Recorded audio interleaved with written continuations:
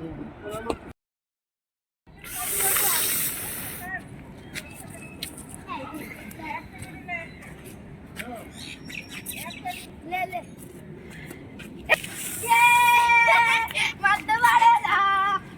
তো স্টেশনটা দেখে নিশ্চয়ই চিনতে পেরেছো, এটা হচ্ছে মল্লারপুর স্টেশন। তো এই ভিডিওটা হচ্ছে ডিসেম্বর মাসে আমরা দীঘা গেছিলাম ঘুরতে। তো তখন আমি এটাকে একটু ভিডিওটা মানে নিয়ে রেখেছিলাম, তো শেয়ার করা হয় না, তো ভাবলাম যে আজকে চলো একটু এডিট করে শেয়ারটা করেই ফেলি।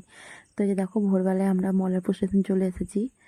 আমাদের এখান থেকে মল্লারপুর স্টেশনটাই কাছে, তো ওখান থেকে আমরা ট্রেনটা ধরেছিলাম। রামপুরহাট থেকেও ধরা যায়, কিন্তু তখন একটু অসুবিধা হচ্ছিলো, তার জন্য আমরা মানে মল্লারপুর থেকে ধরেছিলাম। কারণ রামপুরহাটে গেলে না অনেকটা ভোরবেলা আমাদেরকে যেতে হতো, তার থেকে মল্লারপুরে একটু পরে মানে আধ ঘন্টা পরে গেলেও আমরা ট্রেনটা পেয়েছিলাম তার জন্য। তো এখানে এখন আমরা ওয়েট করছি কখন ট্রেন আসবে। বিশ্বভারতী ধরেছিলাম আমরা মল্লারপুরে। তো টাইমটা আমার মনে নেই কটার দিকে। তো এখানে দেখো আমরা সবাই মিলে একসঙ্গে হচ্ছে এখন, মানে সবাই একসঙ্গে হব, তারপর আমরা জয়েন করে একসঙ্গে ট্রেনে যাব। তো অপেক্ষা করছিলাম কখন ট্রেন আসবে। আর এই যে এখন এবার ট্রেন ঢুকে গেছে দেখো। এখন আমরা ট্রেন ধরে চলে যাব হাওড়া। তো ওখান থেকে এই যে আমাদের লাগেজগুলো সব এক জায়গায়, এই দেখো আমরা হাওড়া পৌঁছে গেছি। তো এখান থেকে আমরা আবার ট্রেন ধরে তারপর আমরা দীঘা যাব। তো এখানে আমাদেরকে অনেকক্ষণ মানে সারাদিনটাই বসে থাকতে হয়েছে, কারণ আমাদের ট্রেনটা ছিল তোমার ওই বেলার দিকে। তো এখানে আমরা বসে বসে বোর হচ্ছিলাম।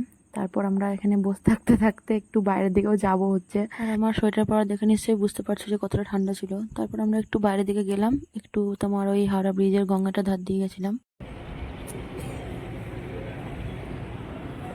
একটু ঘোরাঘুরি করে খাওয়া দাওয়া করে চলে এসেছিলাম স্টেশনে। তো স্টেশনে এসে বেলা 2টোর দিকে আমাদের দীঘার ট্রেনটা ঢুকে গেছিলো। 2টোতেই ছিল ট্রেনটা যদিও। তো তারপর আমরা সবাই মিলে এই যে ব্যাগ ট্যাগ নিয়ে উঠে গেলাম ট্রেনে। তারপর ট্রেন জার্নিটা বেশ ভালোই হয়েছিল আমাদের। যদিও আমি প্রথমবার দীঘা যাচ্ছিলাম, আমি তার আগে কখনো দীঘা যাইনি। আর হ্যাঁ, আমাদের সাথে ছিল আমার ছেলে ভিক্ষা বাবা আর ওর বোন। তো আমরা তিনজন, ওরা তিনজন, 6জন মিলে গেছিলাম। যদিও একটা প্রোগ্রাম ছিল, প্রোগ্রামের জন্যই যাওয়া হয়েছিল।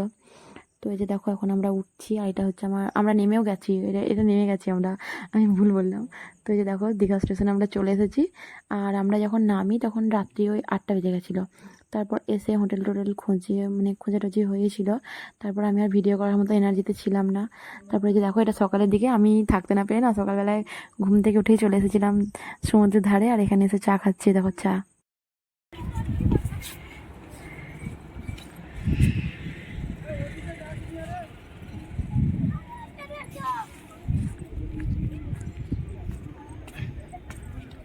তারপর না বাচ্চাগুলো মানে ধৈর্য ধরছিল না, ওদের মনে হচ্ছিল যে কখন ওরা সমুদ্রে নামবে। তো কি বলবো, আমারই ধৈর্য ধরছিল না, মনে হচ্ছিল কখন নামবো আমি সমুদ্রে।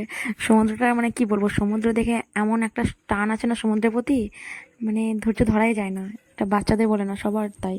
আমার তো খুব ভালো লাগে, আমার সত্যি কথা বলতে গেলে আমার না সমুদ্র প্রচণ্ড ভালো লাগে। তো যে দেখো ওরা এখানে র্যাকেট নিয়ে চলে গেছে খেলবে বলে। র্যাকেটটা না ওরা বাড়ি থেকে নিয়ে গেছিলো খেলবে বলে, তার জন্য ওদের মানে প্ল্যান হয়েই ছিল আগে থেকে যে সমুদ্রে গিয়ে আমরা খেলবো। ওখানে গিয়েও অনেক খেলনা কিনেছিল, ফুটবল কিনেছিল, তারপর অনেক কিছু কিনেছিল।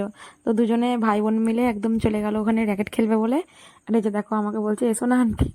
তো আমিও থাকতে না পেরে না, আমিও লাস্টের দিকে নেমে গেছিলাম, সকালবেলাতেই সমুদ্রে নেমে গেছি। আর এই যে এখানে দেখো চা বিক্রি হচ্ছে। চাটা তোমার ওই ওদের না একটা ওভেন আছে, ওর মধ্যে একটা কাপের মধ্যে এই চাটা গরম জল দিয়ে করছে, আর একটা বাটির মধ্যে না কেটে একটা নেট বসানো আছে, ওখানে চা পাতা দিয়ে ওই জলটার মধ্যে ডুবিয়ে দিচ্ছে, আর চা হয়ে যাচ্ছে। তো আমি মানে শুধু র চা খেতে পারি না, তার জন্য আমি এখানে লেবু দিয়ে গ্রিন টি খাচ্ছি, মানে গ্রিন টি নয়, তো লেবু দিয়ে চাটা খেলাম। আর এই যে লোক, আমি কোনো দিন লং ভিডিও দিইনি, তো আজকে প্রথমবার দিলাম। তো তোমাদের কেমন লাগলো বলো, যদি ভালো লেগে থাকে তো একটা কমেন্ট করে জানিও। আর থ্যাংক ইউ ভিডিওটা দেখার জন্য। আর কি বলবো, ভিডিওটা আমি ফার্স্ট টাইম এখানে মানে এরকমভাবে এডিট করছি নিজের ভয়েস দিয়ে, এতটা লং ভিডিও। তো তোমরা খারাপ লেগে থাকলে সেটাও বলো। Tata bye. আর এরকম ভিডিও যদি দেখতে চাও তো আমাকে জানিও, আমি দেখাবো।